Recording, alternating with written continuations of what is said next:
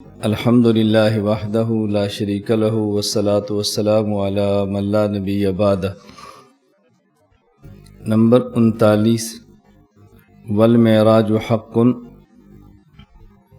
رسول اکرم صلی اللہ علیہ وسلم کا کعبہ سے عرش تک جانا یہ سفر برحق ہے، ہم اس کو مانتے ہیں۔ وقد اسری بالنبی صلی اللہ علیہ وسلم وعرج بشخصہ فی الیقظۃ الی السماء۔ نبی پاک صلی اللہ علیہ وسلم کو رات کو سیر کرائی گئی اور آپ کے جسم مبارک کو بیداری کی حالت میں آسمان تک لے جایا گیا۔ ثم الی حیث شاء اللہ تعالی من العلا، پھر آگے جہاں تک بلندیاں اللہ رب العزت نے چاہا ان کی مسافت طے کروائی۔ وَأَكْرَمَهُ اللَّهُ تَعَالَى بِمَا شَاءَ، اللہ رب العزت نے جیسے چاہا آپ کو عزت بخشی۔ وَأَوْحَى إِلَيْهِ مَا أَوْحَى، اور جو اللہ نے چاہا وہ وہی آپ کے دل پر نازل فرمائی۔ مَا كَذَبَ الْفُؤَادُ مَا رَأَى فَصَلَّى اللَّهُ عَلَيْهِ وَسَلَّمَ فِي الْآخِرَةِ وَالْأُولَى۔ یہ نبی کریم صلی اللہ علیہ وسلم نے منظر کو دیکھا اور دیکھنے میں آپ سے غلطی نہیں ہوئی، نہ ہی آنکھ سے اور نہ ہی دل سے، دونوں طرح اپنے سے اس کو دیکھا۔ معراج نبی کریم صلی اللہ علیہ وسلم کا اعجاز بھی ہے اور آپ کا اعزاز بھی ہے۔ اعزاز کا معنی کہ جب کوئی انسان قربانی دیتا ہے تو اللہ اس کے بدلے میں اس کو عزت دیتے ہیں۔ حضور اکرم صلی اللہ علیہ وسلم نے قربانی دینے میں انتہا فرمائی ہے تو اللہ رب العزت نے عزت دینے میں انتہا فرمائی۔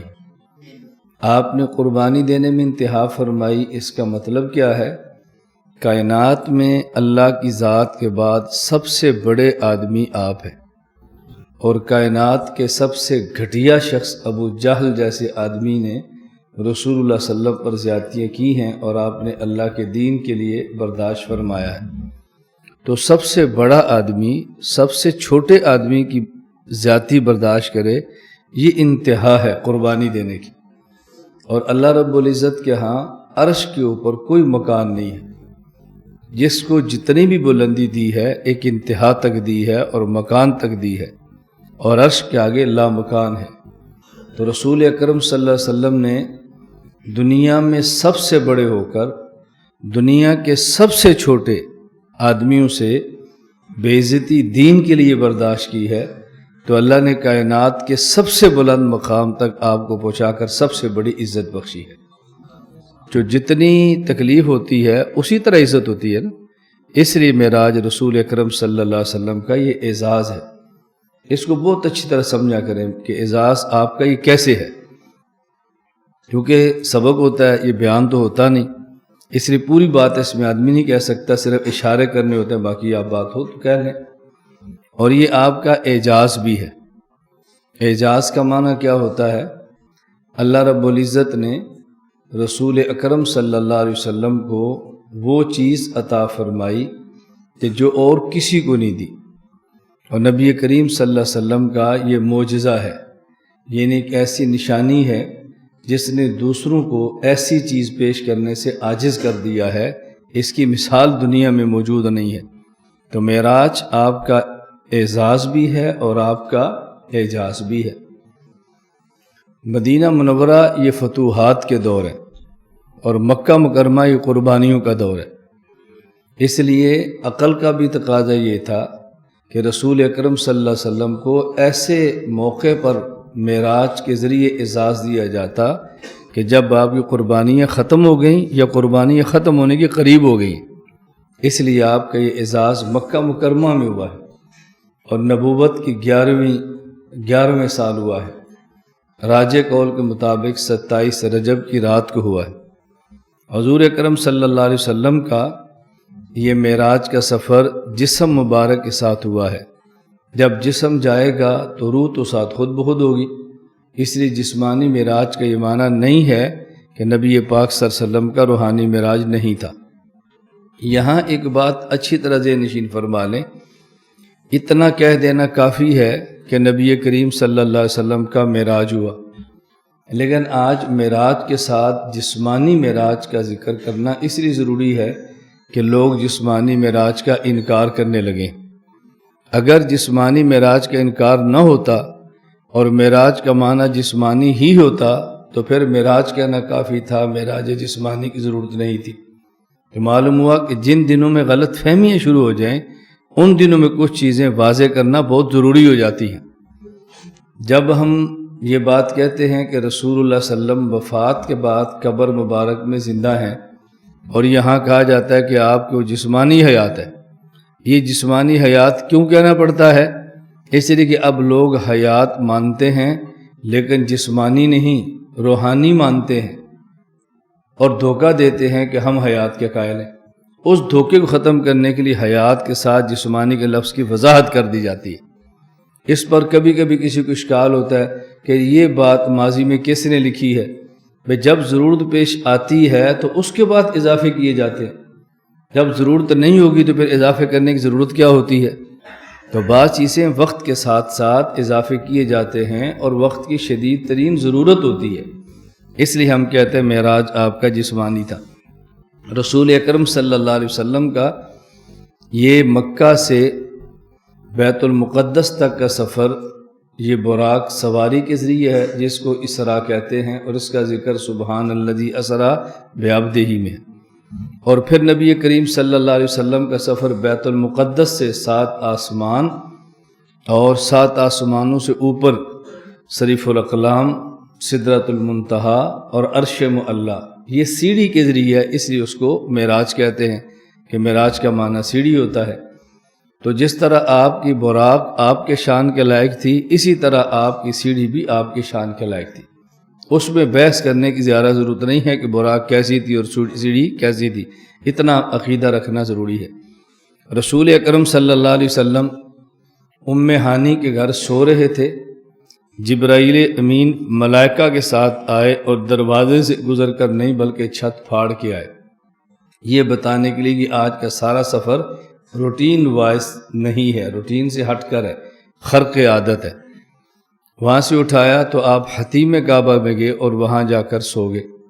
پھر حتیم کعبہ سے اٹھایا اور زمزم کا جہاں کنواں ہے چاہے زمزم، وہاں آپ کو لٹایا، قلب مبارک آپ کا شق کیا، دل سینہ مبارک شق کیا، قلب مبارک کو باہر نکالا، جنت سے ایک تشت تھال سونے کا لائے اس میں رکھا، زمزم کے پانی سے دھویا، اس کو علم و حکمت سے بھر دیا اور پھر براق پر سوار کیا اور آپ کا سفر شروع ہو گیا۔ تو رسول اکرم صلی اللہ علیہ وسلم کا سفر ام ہانی کے گھر سے شروع ہوا اور پھر حتیم کعبہ، یہاں سوئے اور پھر اٹھایا اور پھر یہاں سے آپ چل پڑے۔ ام ہانی کے گھر سے ڈائریکٹ آپ عرش پر نہیں گئے اور ام ہانی کے گھر سے حتیم کعبہ پر جاگتے ہوئے نہیں گئے، پہلے سوئے پھر اٹھے اور پھر گئے۔ یا سونا اور سونے کے بعد جاگنا اور پھر سفر، اس کا معنی کہ سفر حتیم کعبہ سے شروع ہو رہا ہے، اس کا معنی کہ سفر حتیم کعبہ سے شروع ہیں، عرش پہ رکے ہیں۔ ان اول بیت وضع للناس للذی ببکۃ مبارکہ، کعبہ مکان اول ہے، اور اللہ الذی خلق 7 سماوات ومن الارض مثلہن، 7 زمینیں 7 آسمان، وسع کرسیہ السماوات والارض، پھر اللہ کی کرسی، وکان عرش علی الماء، پھر پانی، سمندر اور عرش۔ تو کعبہ مکان اول ہے، عرش مکان آخر ہے۔ تو آپ کا معراج مکان اول سے چلا اور مکان آخر پہ جا کے ختم ہوا، یہ بتانے کے لیے کہ جس طرح مکانات کی ابتدا کعبہ سے اور مکانات کی انتہا عرش پر ہے، تو مقامات کی ابتدا محمد سے ہے اور مقامات کی انتہا محمد پر ہے صلی اللہ علیہ وسلم۔ نبی کریم صلی اللہ علیہ وسلم کعبہ کے 2 جگہ تھی، ایک چھتا ہوا اور ایک چھتا ہوا حصہ نہیں ہے۔ چھتے ہوئے کعبہ سے نہیں گئے، جو نہیں چھتا وہاں سے گئے ہیں۔ چھتے ہوئے کعبہ سے جاتے تو امیر اس جگہ کو دیکھ لیتے اور غریب محروم رہ جاتا۔ تو ایسے مکان سے آپ کا سفر معراج کا آغاز ہوا جہاں تک امیر اور غریب دونوں کی رسائی ہے۔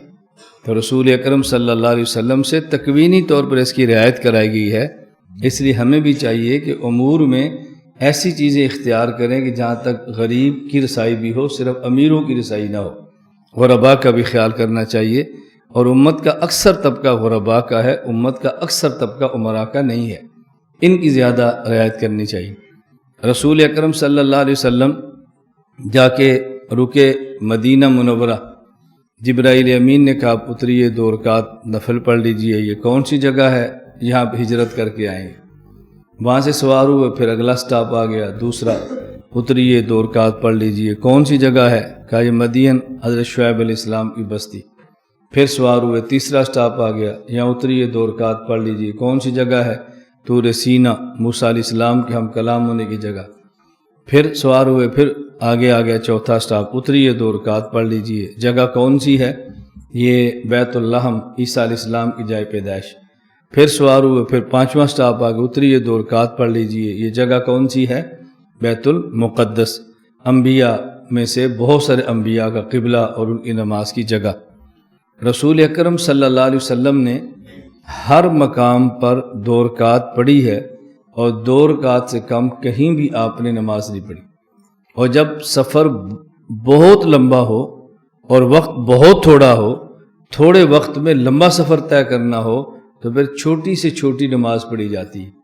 تو رسول اکرم صلی اللہ علیہ وسلم کا کسی بھی مقام پر 2 رکعت سے کم نماز نہ پڑھنا اس بات کی دلیل ہے کہ اسلام میں کم از کم نماز 2 رکعت والی ہے، 1 رکعت والی نہیں ہے، 2 رکعت والی ہے۔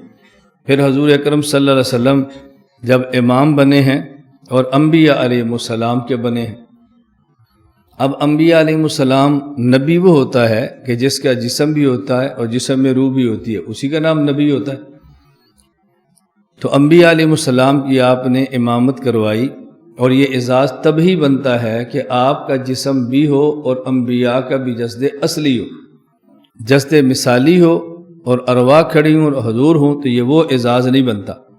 اور ویسے بھی ملا علی قاری رحمہ اللہ مرقات شرح مشکات میں فرماتے ہیں، ان حقیقت الصلاۃ تکون بالاشباح دون الارواح، نماز وہی ہوتی ہے جو جسم پڑھتا ہے، وہ نہیں ہوتی جو روح پڑھتا ہے، جو روح پڑھتی ہے۔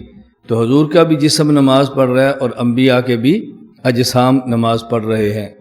تو جو لوگ یہاں انبیاء کے جسد اصلی کے آنے کے منکر ہیں، آج کے دور میں وہ دھوکہ یہ دیتے ہیں کہ آپ کہتے ہو کہ انبیاء علیہ السلام اجساد اصلیہ کے ساتھ، یہ دنیاوی اجسام کے ساتھ حضور کے پیچھے کھڑے تھے، تو ادھر تم یہ کہتے ہو کہ انبیاء علیہ السلام اپنے قبروں میں ہوتے ہیں اور نماز وہاں پڑھتے ہیں۔ تو جب قبروں میں نبی ہیں تو پھر یہاں کون ہے؟ اور اگر یہ وہی اصلی نبی ہے تو پھر قبروں میں کون ہے؟ ایک عقیدہ بیان کرو نا۔ اب یہ ثابت کرنا چاہتے ہیں کہ اصل اجسام قبروں میں ہیں اور اجساد مثالیہ یہاں پر آ جاتے ہیں۔ میں جواب دیتا ہوں اور سمجھانے کے لیے ایک واقعہ سناتا ہوں کہ ایک شخص نے مجھ سے اٹک سے فون کیا اور یہی اس نے سوال کیا کہ اگر انبیاء علیہ السلام جسد اصلی کے ساتھ آئے تھے تو قبروں میں کون تھا، اور اگر وہ قبروں میں ہیں تو یہاں کون تھا؟ میں نے ان سے پوچھا کہ آپ کہاں رہتے ہیں؟ کہا اٹک۔ میں نے کہا کہاں پڑھتے ہیں؟ کہا راول پنڈی۔ میں نے کہا آپ جھوٹ کیوں بولتے ہو؟ جب رہتے اٹک میں ہو تو پنڈی کیسے پڑھتے ہو؟ کہا جی رہتا اٹک میں ہوں، پنڈی پڑھنے کے لیے آتا ہوں۔ تو میں نے کہا وہ رہتے قبروں میں ہیں اور حضور کے پیچھے نماز پڑھنے کے لیے آئے تھے۔ یہ بات تو سمجھ آ سکتی ہے۔ پھر حضور اکرم صلی اللہ علیہ وسلم آسمان پر تشریف لے گئے تو پہلے آسمان پر ملاقات حضرت آدم سے ہے، دوسرے آسمان پر ملاقات حضرت عیسیٰ سے ہے، اور تیسرے آسمان پر ملاقات حضرت یحییٰ، یوسف اور یحییٰ، چوتھے آسمان پر ملاقات ادریس سے ہے، پانچویں آسمان پر ملاقات حضرت ہارون سے ہے، چھٹے آسمان پر موسیٰ سے ہے، اور ساتویں آسمان پر حضرت ابراہیم علیہ السلام سے ہے۔ اب لوگ کہتے ہیں اگر نبی اسی قبر میں ہوتا ہے تو یہ کون تھے آسمانوں پر؟ ادھر آپ کہتے ہیں جی رسول اللہ صلی اللہ علیہ وسلم فرمایا کہ میں ایک سرخ ٹیلے سے گزرا تو موسیٰ علیہ السلام قبر میں نماز پڑھ رہے تھے، میں نے دیکھا کہ موسیٰ علیہ السلام قبر میں نماز پڑھ رہے ہیں، تو موسیٰ علیہ السلام تو قبر میں، بیت المقدس ہے تو موسیٰ علیہ السلام پیچھے کھڑے ہوئے ہیں، اور پھر آپ کے یہاں پانچویں آسمان موسیٰ علیہ السلام وہاں بھی ہیں، تو ایک نبی 3 مقامات پر کیسے ہو گیا؟ میں نے کہا یہ بتائیں کہ جب رسول اللہ صلی اللہ علیہ وسلم نے موسیٰ علیہ السلام کو دیکھا قبر میں نماز پڑھ رہے تھے تو رسول اللہ صلی اللہ علیہ وسلم کہاں تھے؟ کہا جی موسیٰ علیہ السلام کی قبر کے پاس۔ میں نے کہا جب بیت المقدس آپ نے نماز پڑھائی تو موسیٰ علیہ السلام پیچھے کھڑے تھے تو حضور کہاں تھے؟ کہا جی بیت المقدس۔ میں نے کہا جب اوپر چھٹے آسمان پر موسیٰ علیہ السلام سے ملاقات ہوئی، چھٹے آسمان پر، تو حضور کہاں تھے؟ کہا جی چھٹے آسمان پر۔ میں نے کہا یہ کیا ہوا کہ حضور ہر جگہ پر ہوتے ہیں، حاضر ناظر ہیں، ہر جگہ پر ہیں؟ کہا جی نہیں۔ تو میں نے کہا یہ 3 مقامات پہ کیسے ہو گئے؟ کہا جی پہلے موسیٰ علیہ السلام قبر کے پاس تھے، پھر بیت المقدس تھے، پھر چھٹے آسمان پر تھے۔ تو میں نے کہا موسیٰ علیہ السلام پہلے قبر میں تھے، پھر بیت المقدس میں تھے، اور پھر چھٹے آسمان پر تھے، اس میں حرج کی بات کیا ہے؟ بھئی یہ تو معراج کی رات ہے جو روٹین سے ہٹ کر ہے۔ جس طرح اللہ کے نبی کا سفر ہو رہا ہے اسی طرح انبیاء علیہ السلام بھی آ رہے ہیں، اس میں کون سی بات ہے جو نہ سمجھ آنے والی ہے؟ ایک شخص نے مجھے کہا کہ جی آپ کہتے ہو کہ یہ جو زمینی قبر ہے ثواب اور عذاب اسی قبر میں ہوتا ہے جس میں مردے کو دفن کیا جاتا ہے، جبکہ معراج کی رات سے اس کے خلاف ثابت ہو رہا ہے۔ میں نے کہا وہ کیسے؟ کہتے ہیں رسول اللہ صلی اللہ علیہ وسلم 7 آسمانوں سے اوپر جب آپ جنت میں پہنچے ہیں، اوپر آپ گئے ہیں، تو اوپر جا کر اللہ کے نبی صلی اللہ علیہ وسلم نے پوچھا کہ یہ کون ہے؟ کہا جی یہ سود خور ہے۔ یہ کون ہے؟ یہ زانی ہے۔ یہ کون ہے؟ یہ زکوٰۃ نہیں دیتا تھا۔ یہ کون ہے؟ یہ بد عمل عالم تھا۔ تو قبر تو نیچے ہے، قبر تو نیچے ہے، تو اگر اسی قبر میں عذاب ہوتا ہے تو پھر حضور پاک اوپر کس کے بارے میں پوچھ رہے ہیں کہ یہ کون ہے، یہ کون ہے، یہ کون ہے؟ میں نے کہا اچھا ہمارے عقیدے پر تو اعتراض ہو گیا نا، آپ کے عقیدے پر دیکھ لیتے ہیں کہ اعتراض ہوتا ہے یا نہیں۔ آپ بتائیں کہ عذاب کہاں ہوتا ہے؟ مجھے کہتے ہیں سجین میں۔ میں نے کہا سجین کہاں پر ہے؟ کہا جی 7 آسمانوں سے نیچے۔ میں نے کہا حضور کہاں پوچھ رہے ہیں؟ کہتے ہیں 7 آسمانوں سے اوپر۔ تو میں نے کہا پھر تمہارے عقیدے کے بھی خلاف ہو گیا نا۔ فرق کیا ہے؟ اگر تمہاری بات کو مان لیا جائے تو ہمارے عقیدے خلاف تھوڑا ہے، تمہارے عقیدے خلاف زیادہ ہے، کیوں ہم تو اس قبر میں مانیں جو پہلی زمین میں ہے، اور تم اس کو قبر مانو جو سجین 7 زمینوں سے نیچے ہے۔ تو ہمارے اوپر اشکال تھوڑا سا ہوگا، تمہارے اوپر اشکال بہت بڑا ہوگا۔ کیا جواب دو گے؟ مجھے کہتے آپ بتائیں۔ میں نے کہا نہیں میں تو انشاءاللہ بتاؤں گا، لیکن کچھ آپ بھی تو بتائیں نا۔ جتنا علم تھا تمہارا ختم ہو گیا، یہ تمہارے ذہن میں نہیں تھا کہ ہمارے عقیدے پر بھی کہیں سے سوال ہوگا۔ میں نے کہا دیکھو پہلی بات یہ ہے کہ رسول اکرم صلی اللہ علیہ وسلم نے جو یہ سوالات کیے تھے آسمانوں سے اوپر جا کر نہیں کیے تھے، بلکہ مکہ سے جب آپ مکہ سے مدینہ جا رہے تھے تو زمینی سفر پر آپ کے سوالات ہیں۔ یہ سوالات آسمانوں پہ نہیں ہیں، زمینی سفر پر ہیں۔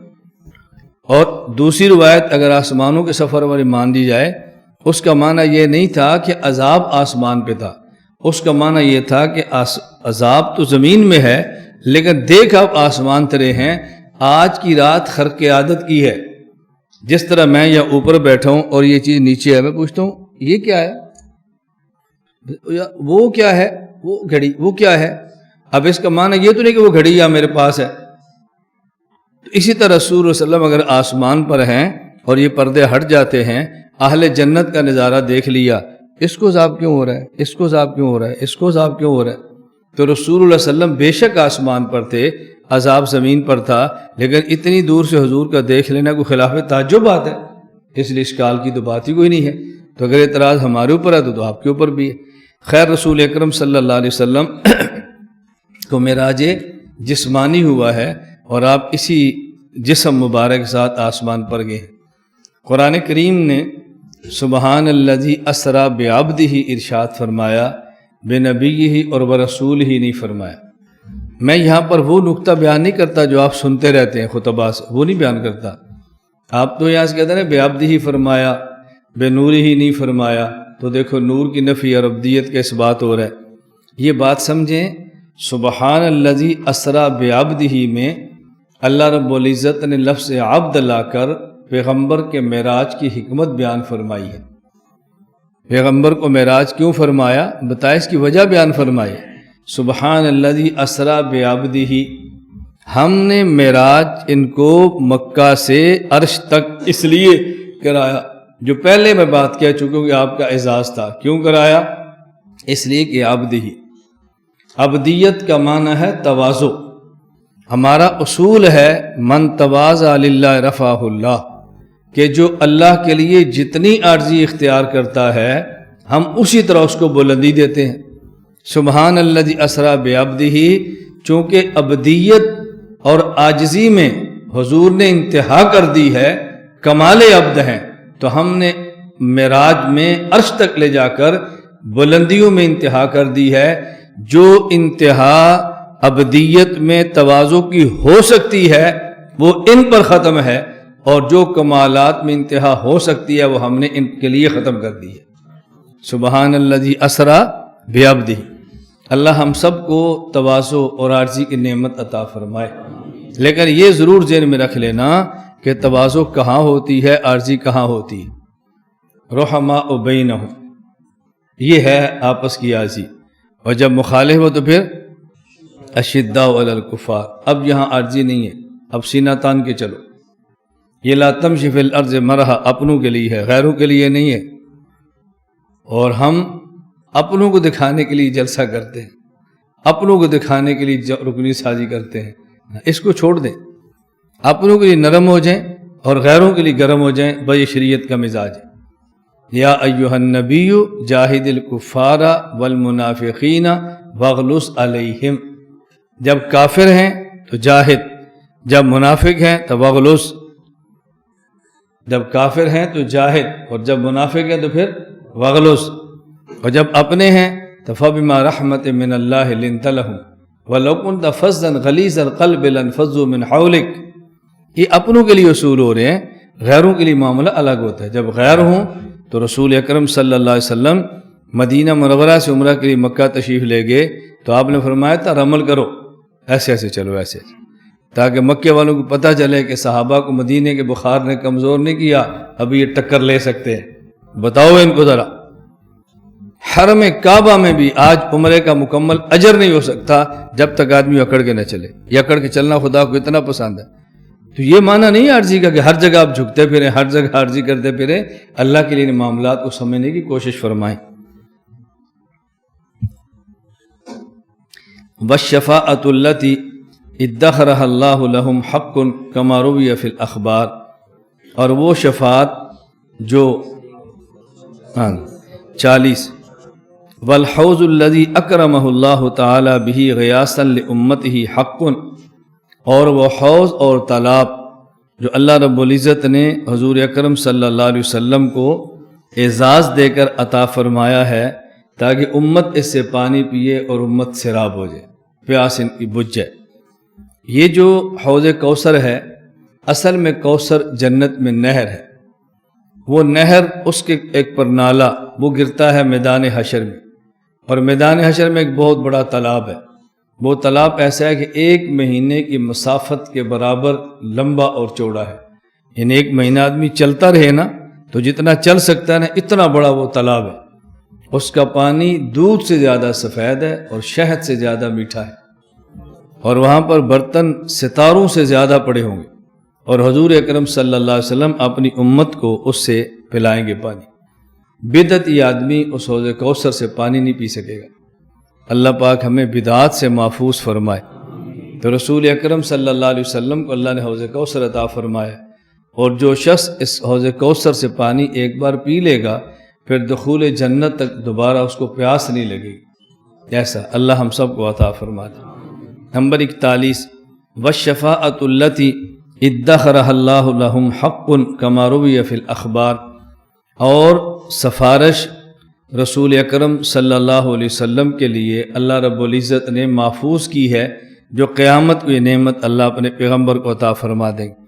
ادخرها کا معنی کہ بعض نعمتیں ایسی ہیں جو اللہ پاک نے دنیا میں عطا فرمائی ہیں، اور بعض نعمتیں ایسی ہیں جو ذخیرہ کر کے رکھی ہیں اور اللہ قیامت کو دیں گے۔ ان میں سے ایک نعمت شفاعت ہے جو حضور اکرم صلی اللہ علیہ وسلم کو اللہ رب العزت قیامت کے دن عطا فرمائیں۔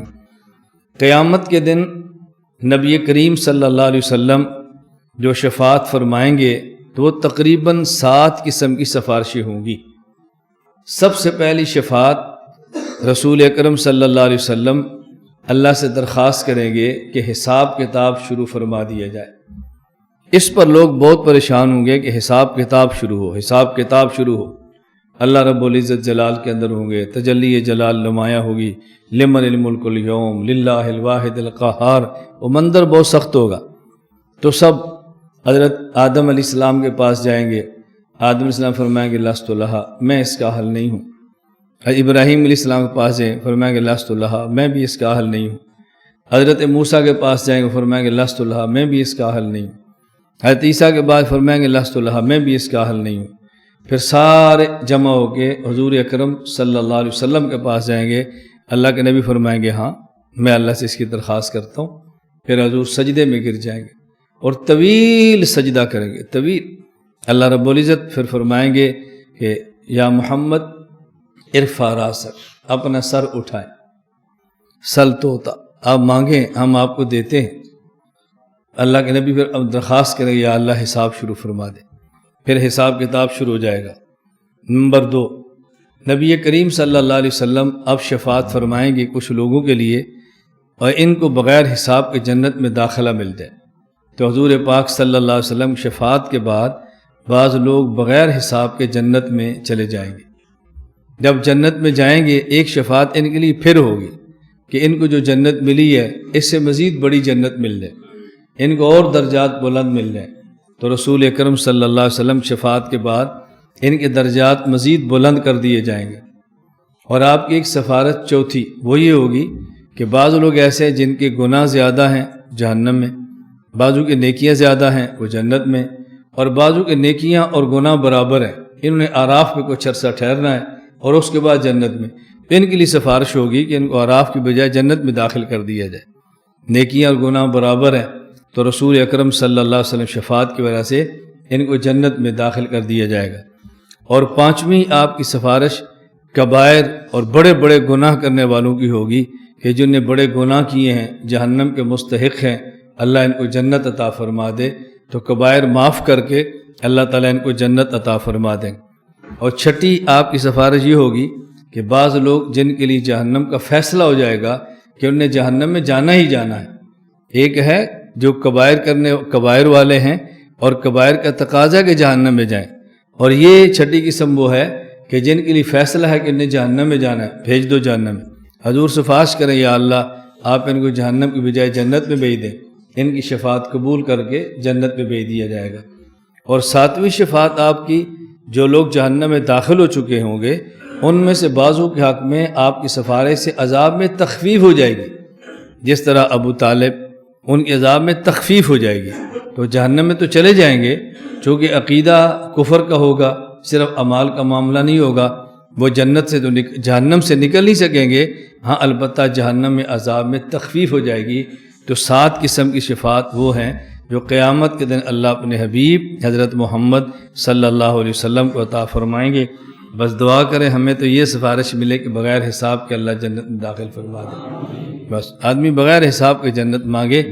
حکیم الامت مجدد الملت مولانا اشرف علی تھانوی رحمہ اللہ فرماتے تھے، ہم اس لیے جنت نہیں مانگتے کہ جنت کے مستحق ہیں، ہم اس لیے جنت مانگتے ہیں کہ جہنم کے عذاب کو برداشت نہیں کر سکتے۔ بس اللہ ہم سب کو جنت عطا فرما دے۔ 42 والمیثاق الذی اخذہ اللہ تعالی من آدم وذریتہ حق، اور وہ وعدہ جو اللہ رب العزت نے آدم اور ان کی اولاد سے لیا تھا برحق ہے، اور ہم اس کو مانتے ہیں۔ حضرت آدم علیہ السلام کی قیامت تک آنے والی اولاد، اللہ رب العزت نے یہ بھورے رنگ کی جو چونٹیاں ہیں ان کی طرح معمولی سا جسم دیا اور اس میں ارواح ڈالی، اور پھر ان سے سوال کیا الست بربکم، کیا میں تمہارا رب نہیں ہوں؟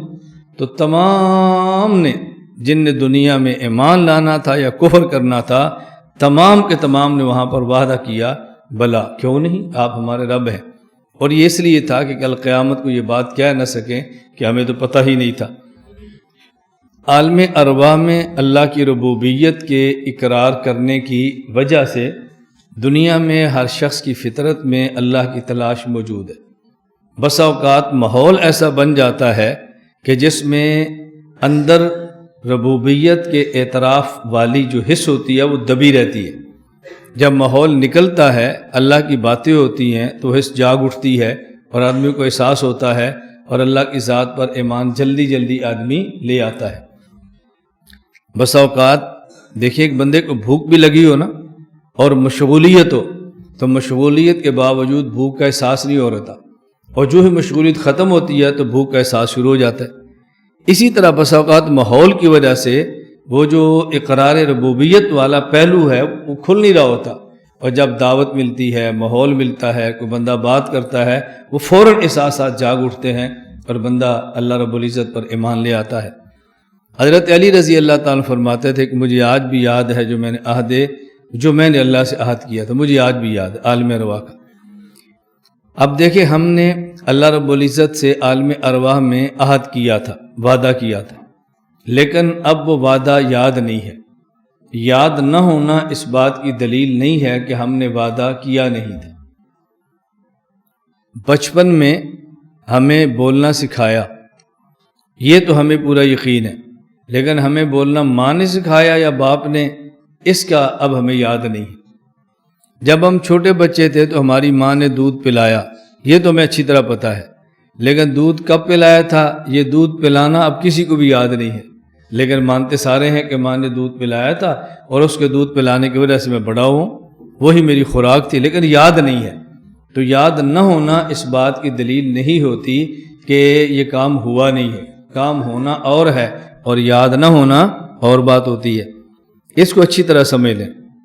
یہ درمیان میں ایک بات آ گئی تو میں مثال دینے کے لیے سمجھانے لگوں کہ حضرت عزیر علیہ السلام ایک بستی سے گزرے، او کالذی مر علی قریۃ وہی خاویۃ علی عروشہا فقال انا یحیی ہذہ اللہ بعد موتہا، کہ اللہ اس تباہ شدہ بستی کو اب دوبارہ کیسے زندہ کریں گے؟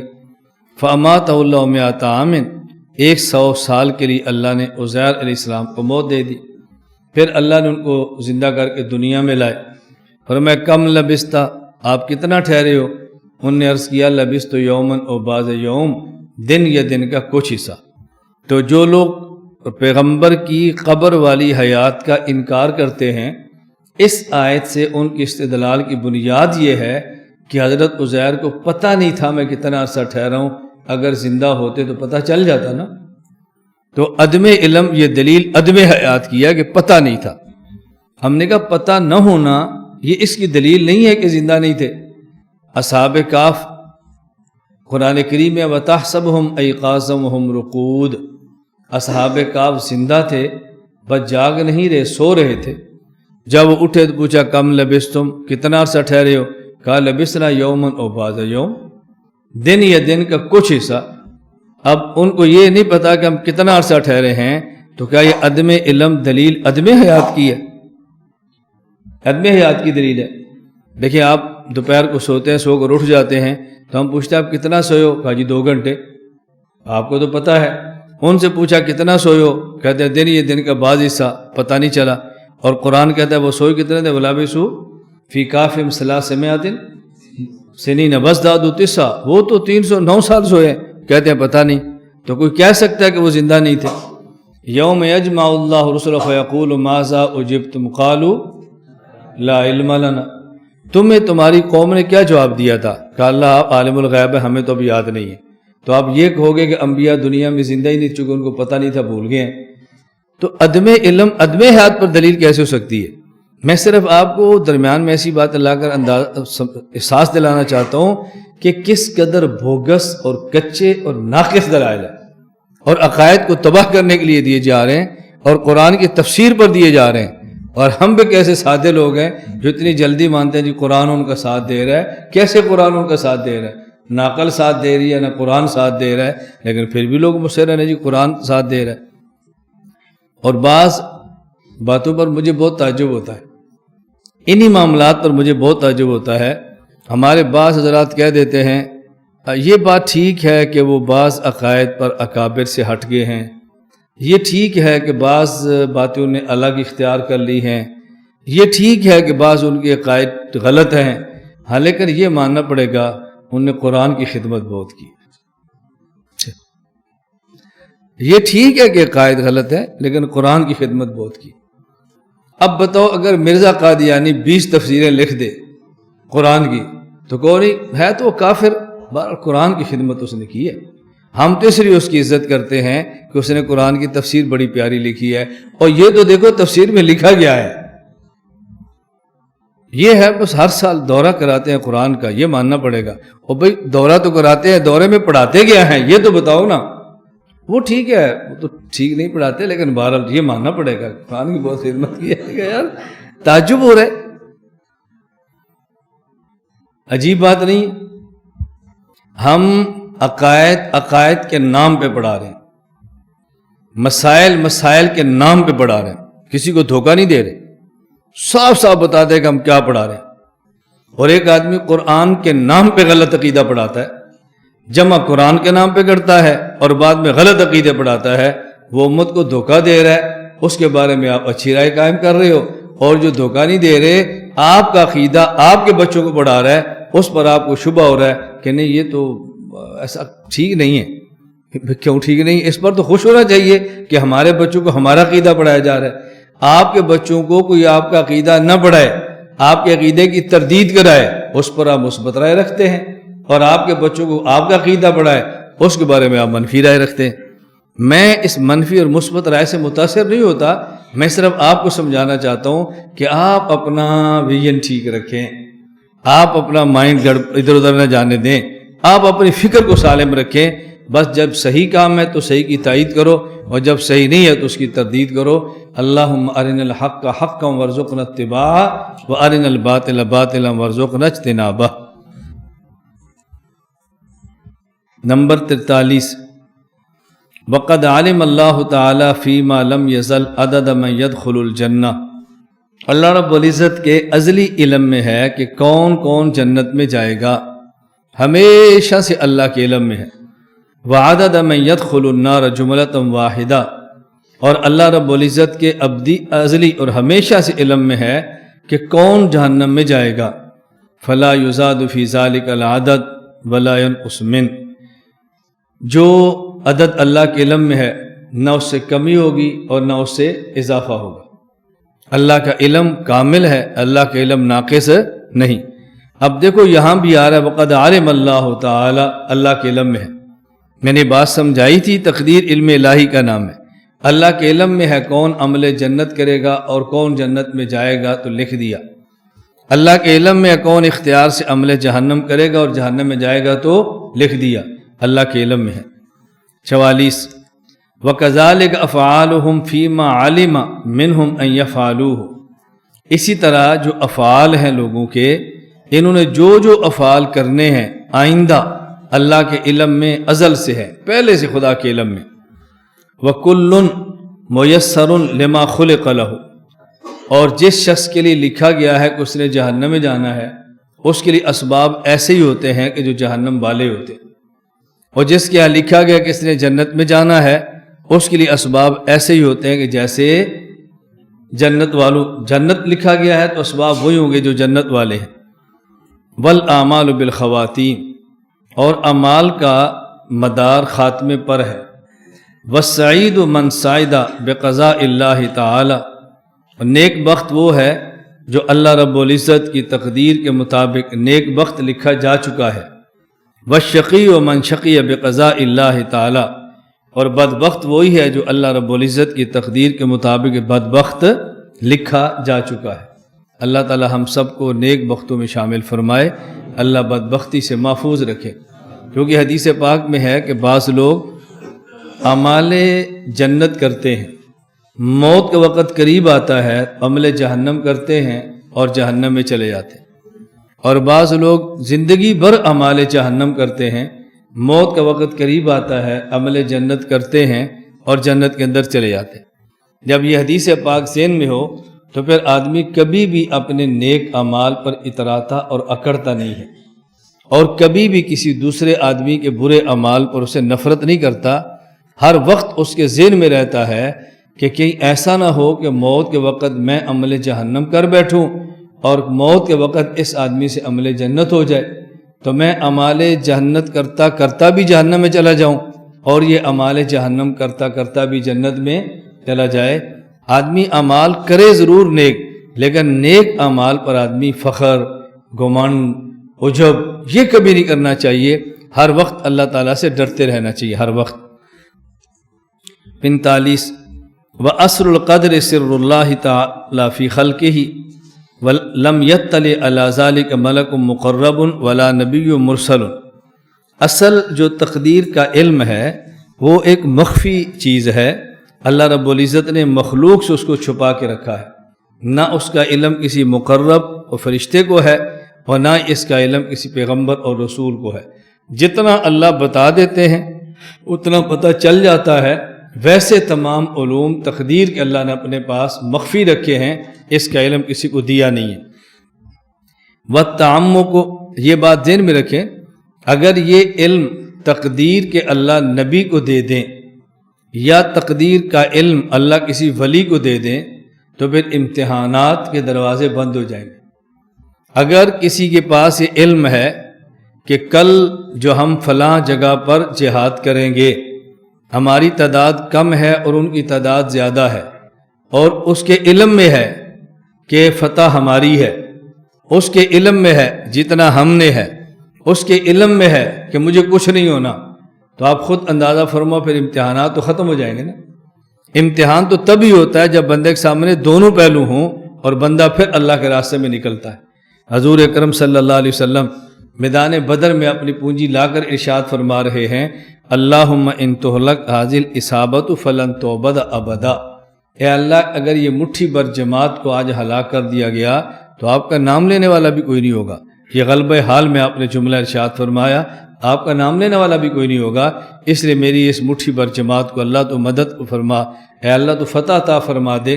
اگر سارا ہی پتہ ہے، پہلے سب باتیں معلوم ہیں، ہاں جب آئے ہیں آپ پوری تیاری کے ساتھ آئے، یہ نہیں پتہ ہمارے ساتھ کیا ہوگا، لیکن جب آگے ہیں، جب کھڑے ہو گئے ہیں، صحابہ میدان کے لیے سج دھج کے آگے ہیں، جتنی قوت ہے اس کو میدان میں کھڑا کر دیا ہے، اپنی جانیں قربان کرنے کے لیے تیار ہو گئے ہیں، پھر اللہ وحی کے ذریعے اپنے نبی کو بتا رہے ہیں کہ فتح بھی ہوگی، فرشتے بھی آئیں گے، یہ جگہ بھی ہے، یہ جگہ فلاں مارا جائے گا، یا فلاں مارا جائے گا، یا فلاں مارا جائے گا۔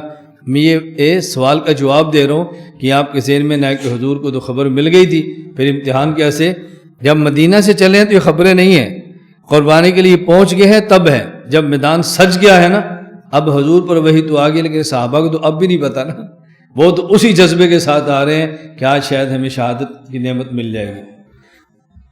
بَالتَّعَمُّقُ وَالنَّظْرُ فِي ذَلِكَ ذَرِيعَةُ الْخِذْلَانِ، اور تقدیر کے معاملات میں غور و فکر کرنا، سوچ بچار کرنا، اس سے آدمی رسوا ہو جاتا ہے، رسوا ہوتا ہے۔ وَسُلَّمُ الْحِرْمَانِ، آدمی محروم ہو جاتا ہے، سلم کہتے ہیں سیڑھی کو، محروم ہونے کا زینہ ہے، آدمی شریعت سے محروم ہوتا ہے۔ وَدَرَجَةُ الطُّغْيَانِ، اور آدمی سرکش ہوتا ہے، گمراہ ہوتا ہے، گمراہی کی پہلی سیڑھی ہے یہ۔ فَالْحَذْرُ كُلَّ الْحَذْرِ مِنْ ذَلِكَ نَظْرًا وَفِكْرًا وَوَسْوَسَةً، بچو بچو بچو، کل الحذر، خوب بچو، اس سے مکمل اور کامل بچنا چاہیے، غور و فکر کرنے سے بھی اور خیال، سوچ و بچار، وسوسے سے بچنا چاہیے۔ فَإِنَّ اللَّهَ تَعَالَى طَوَى عِلْمَ الْقَدْرِ عَنْ أَنَامِهِ، اللہ رب العزت نے تقدیر کا علم لپیٹ دیا ہے، لوگوں کو دکھایا نہیں۔ وَنَهَاهُمْ عَنْ مَرَامِهِ، اور پھر منع کیا ہے کہ اس کے اندر غور و فکر نہ کیا کرو، تقدیر کو چھوڑ دو۔ کما قال تعالی فی کتابی لا يسأل عما يفعل وهم يسألون، جو کچھ اللہ کریں گے اللہ سے نہیں پوچھا جائے گا، اور جو تم کرو گے تم سے پوچھا جائے گا، تم اعمال کی فکر کرو۔ فمن سأل لما فعل، اور جو یہ کہ اللہ نے کام کیوں کیا ہے، یہ کیوں کیا ہے، یہ کیوں کیا ہے، اللہ فرمانے لا يسأل، اور یہ کہتے ہیں کیوں کیا ہے، اللہ فرماتے اللہ سے کوئی پوچھ نہیں سکتا اور یہ پوچھتا پھر رہے۔ فقد رد حکم کتاب اللہ، اس نے اللہ کے کتاب قرآن کریم کی بات کو نہیں مانا۔ فمن رد حکم کتاب اللہ تعالی کان من الکافرین، اور جو اللہ کی کتاب کے حکم کو نہ مانے وہ کافر ہو جاتا ہے۔ تقدیر پر جس آدمی کا ایمان کامل ہو، تقدیر پر ایمان کامل ہو، اس کو 4 فوائد کم از کم ضرور مل جاتے ہیں۔ نمبر 1، مصیبت اگر آ جائے تو اس پہ صبر کرنا آسان ہو جاتا ہے۔ وہ سمجھتا ہے کہ یہ مصیبت میرے مقدر میں تھی، اس کے آ کر رہنا تھا، لہٰذا رونے، جزا فضا کرنے اور گھبرانے اور گڑ گڑانے کی ضرورت نہیں ہے، میرا مقدر تھا، یہ مجھے ملا ہے۔ نمبر 1، مصیبت پر صبر کرنا آسان ہو جاتا ہے۔ نمبر 2، تقدیر پر اعتقاد ہو آدمی اسباب اختیار کرتا ہے لیکن جائز اسباب اختیار کرتا ہے، ناجائز اسباب اختیار نہیں کرتا۔ اس کا اعتقاد ہوتا ہے کہ میں جتنی محنت بھی کروں، جتنے اسباب بھی اختیار کروں، ہونا تو وہی ہے جو میرے مقدر میں لکھا ہوا ہے، تو میں ناجائز اسباب اختیار کیوں کروں، مجھے جائز اسباب اختیار کرنے چاہیے۔ تو وہ اسباب جائز اختیار کرتا ہے اور ناجائز اسباب اختیار نہیں کرتا۔ نمبر 3، جس شخص کا تقدیر پر اعتقاد پختہ ہو، ایسا شخص کبھی تکبر نہیں کرتا۔ وہ سمجھتا ہے اگر عزت ملی ہے، میرے مقدر میں تھی اللہ نے دے دی ہے، مال مقدر میں تھا اللہ نے دے دی ہے، اگر نہیں مقدر میں ہوگا تو ختم ہو جائے گا۔ وہ اپنی دولت، اپنی طاقت، اپنے حسن، اپنی کسی بھی خوبی پر تکبر نہیں کرتا۔ تقدیر کی وجہ سے تکبر والی لعنت سے آدمی بچ جاتا ہے۔ نمبر 4، ایسا شخص اسباب پر بھروسہ نہیں کرتا۔ اسباب جمع تو کرتا ہے، اسباب پر بھروسہ نہیں کرتا کہ چونکہ میرے پاس اسباب جمع ہیں لہذا یہ کام ضرور ہو جائے گا، اور فلاں کے پاس نہیں ہے تو کام نہیں ہوگا۔ وہ سمجھتا ہے کہ میرے ذمے اسباب کو جمع کرنا تھا، میں نے کر دیا ہے، اب اگر اللہ نے میرے لیے کام مقدر ہوگا اللہ کی طرف سے تو کام ہو جائے گا۔ تو اسباب پر بھروسہ نہیں کرتا، وہ بھروسہ اللہ کی ذات پر کرتا ہے۔ وَعَلَيْهِ فَلْيَتَوَكَّلِ الْمُتَوَكِّلُونَ فَلْيَتَوَكَّلِ الْمُؤْمِنُونَ۔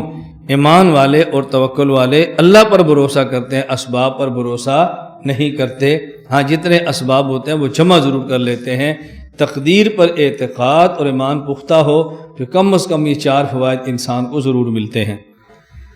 نمبر 46، فَهَذَا جُمْلَةُ مَا يَحْتَاجُ إِلَيْهِ مَنْ هُوَ مُنَبَّرٌ قَلْبُهُ مِنْ أَوْلِيَاءِ اللَّهِ تَعَالَى۔ یہ جو پیچھے ہم نے تقدیر کے بارے میں باتیں بتائی ہیں جن کا بھی ذکر ہوا ہے، وہ لوگ جن کا دل، وہ لوگ جو اللہ کے ولی ہیں اور جن کا دل نور ایمان سے منور ہے، وہ ان تمام باتوں کی ضرورت محسوس کرتے ہیں۔ ما یحتاج الیہ، جن مسائل کا بھی ذکر ہوا ہے، اولیاء ان تمام کی ضرورت کو محسوس کرتے ہیں کہ یہ مسائل بیان ہونے چاہیے۔ جن کا دل نور ایمان سے منور ہے ان کو ضرورت محسوس ہوتی ہے کہ یہ مسائل ہونے چاہیے۔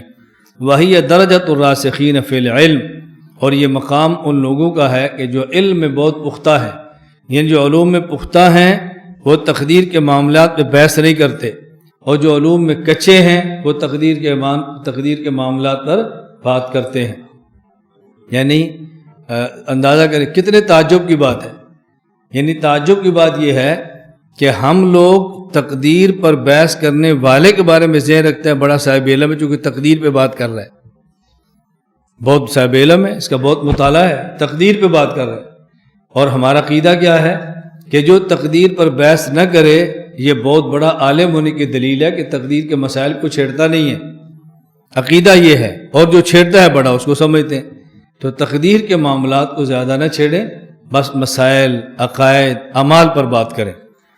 لأن العلم علمان، علم کی 2 قسمیں ہیں، علم فی الخلق موجود، ایک علم وہ ہے جو اللہ نے بندوں کو بتایا ہے، وعلم فی الخلق مفقود، اور ایک علم وہ ہے جو اللہ نے بندوں کو نہیں بتایا تقدیر کا۔ فانکار العلم الموجود کفر، جو علم خدا نے دیا اس کا انکار کر دیں تو یہ کفر ہے۔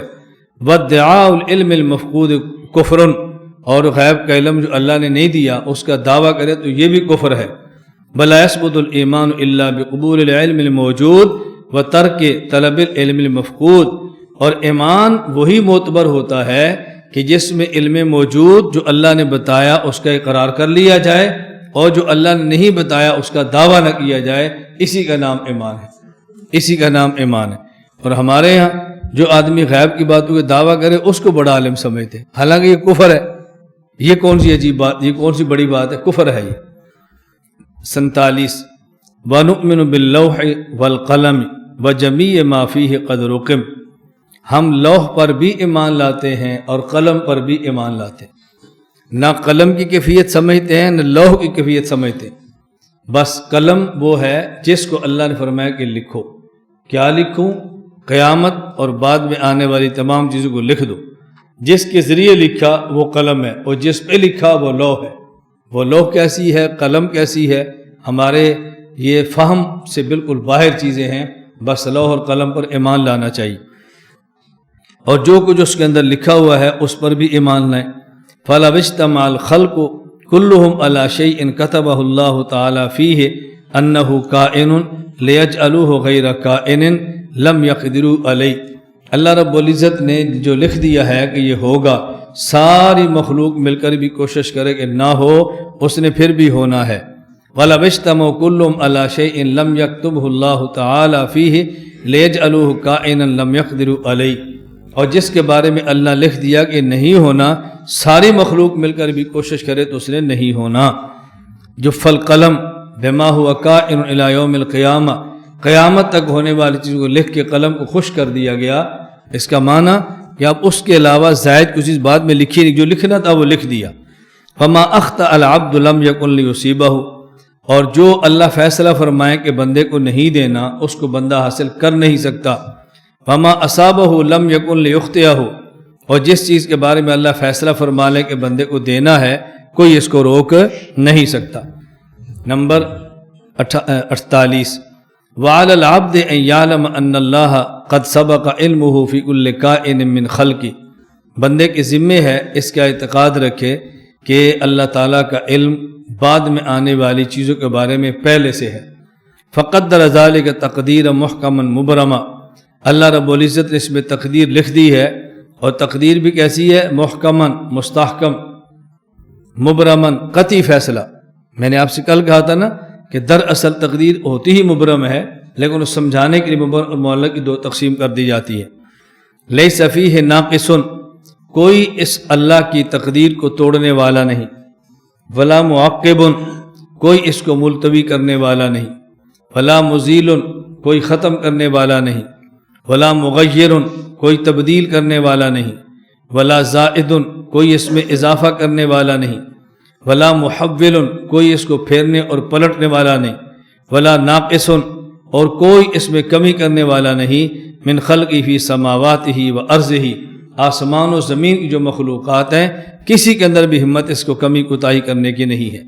وذالک من عقد الایمان و اصول المعرفہ، یہ ایمان کی بنیاد ہے اور یہ معرفت کی بنیاد ہے۔ والاعتراف بتوحید اللہ تعالی و ربوبیتی، اللہ کی توحید کے اعتراف کی یہ بنیاد ہے، اللہ کی ربوبیت کے اعتراف کی بنیاد ہے کہ آدمی اپنا عقیدہ بنا لے کہ اللہ کی تقدیر کو نہ کوئی بدل سکتا ہے، نہ موڑ سکتا ہے، نہ کم کر سکتا ہے، اور نہ ہی کوئی بندہ اس کے اندر اضافہ کر سکتا ہے۔ کما قال تعالی فی کتابی، جس طرح اللہ نے اپنے قرآن کریم کے اندر یہ بات فرمائی ہے، وخلق کل شیء فقدرہ تقدیرا، اللہ نے ہر چیز کو پیدا بھی فرمایا اور ہر ایک کی تقدیر بھی لکھ دی ہے۔ وکان امر اللہ قدرا مقدورا، اور اب وہی ہوتا رہے گا جو اللہ نے تقدیر میں لکھا ہوا ہے۔ فویل لمن سار للہ تعالی فی القدر خصیما، وہ شخص تباہ ہوگا جو تقدیر کے معاملات میں اللہ سے جھگڑے گا۔ واحضر للنظر فیہ قلبا سقیما، اور تقدیر میں غور و فکر کرنے کے لیے اپنے بیمار دل سے کام لے گا۔ لقد التمس بوہمہ فی فحص الغیب سرا کتیما، اور جو اللہ کا ایک مخفی راز ہے اس کے اندر اپنے وہم سے گھوڑے دوڑائے، محنت کرے۔ وعاد بما قال فیہ افاکا اسیما، نتیجہ کیا نکلے گا؟ ایک یہ جھوٹ بولنے والا ہو جائے گا، نمبر 2 بہتان لگانے والا ہو جائے گا، افاق بھی ہوگا، اسیم بھی ہوگا، گناہگار بھی ہوگا، اور اس کے ساتھ بہتان بازی، اٹکل پچو، اس کے علاوہ کچھ چیزیں اس کے ہاتھ نہیں آئیں گی۔ اللہ ہم سب کو تقدیر پر ایمان لانے کی توفیق عطا فرمائے۔ نمبر 49، والعرش بل کرسی حق، عرش بھی برحق ہے اور کرسی بھی برحق ہے۔ نہ ہم عرش کے بارے میں جانتے ہیں کیسا ہے، نہ کرسی کے بارے میں جانتے ہیں کیسا ہے، بس اعتقاد اور ایمان رکھنا ضروری ہے کہ کرسی بھی ہے اور عرش بھی ہے۔ 50، وَهُوَ عَزَّ وَجَلَّ مُسْتَغْنٍ عَنِ الْعَرْشِ وَمَا دُونَ، اللہ رب العزت عرش اور غیر عرش سے مستغنی ہے۔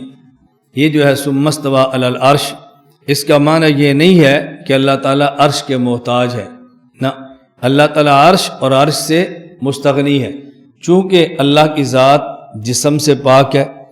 جسم کو رہنے کے لیے کوئی مکان چاہیے، اللہ جسم سے پاک ہے، ان کو کسی بھی قسم کے مکان کی کوئی ضرورت نہیں ہے۔ اللہ تعالیٰ اعضائی جسم سے پاک ہے، اعضاء کو جسم چاہیے، چونکہ اللہ اعضاء سے پاک ہے، اللہ کو اعضاء کے لیے کسی جسم کی ضرورت نہیں ہے، تو اعضاء سے بھی پاک ہے اس لیے جسم کی ضرورت نہیں، اور جسم سے پاک ہے لہذا مکان کی ضرورت نہیں ہے۔ عرش اور دون العرش سے اللہ رب العزت بالکل محفوظ اور مستغنی ہے۔ محیط بکل شیء وبما فوق، اللہ رب العزت ہر چیز کا احاطہ فرمانے والے ہیں، فوق العرش اس کا بھی، تحت العرش اس کا بھی، جو بھی چیز ہو کوئی چیز اللہ کے احاطے سے باہر نہیں۔ وقد عاجز عن الاحاطۃ خلقہ، اور اللہ تعالیٰ نے اپنی پوری مخلوق کو اپنی ذات اور صفات کے احاطے سے عاجز فرما دیا ہے۔ وکان اللہ بکل شیء محیطا، اللہ کی ذات محیط ہے۔ یہ بات اچھی طرح ذہن نشین فرما لیں کہ صرف احاطہ علمیہ مراد نہیں ہے، احاطہ علمیہ اور احاطہ ذاتیہ، اللہ رب العزت ہر چیز کو محیط ہیں۔ اس کا معنی یہ نہیں کہ صرف اللہ کا علم محیط ہے، اللہ جہات ستہ سے پاک بھی ہیں اور جہات ستہ کو محیط بھی ہیں۔